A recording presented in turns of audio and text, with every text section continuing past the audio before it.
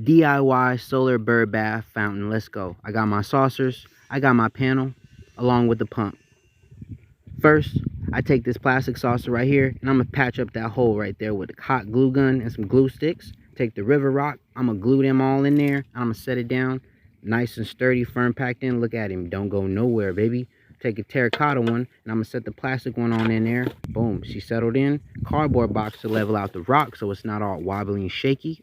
Okay, she looking nice. I'm gonna take this river rock, and I'm gonna start landscaping up my area. Fill up a bucket of water, take it back over to the spot so I can fill him up so she can drink.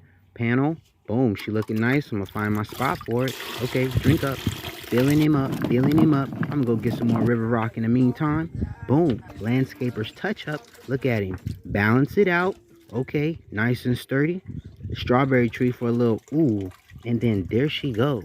Nice and quick, simple DIY bird bath fountain. Isn't she nice? Follow us for more content like this at Kush's Healthy Vegan.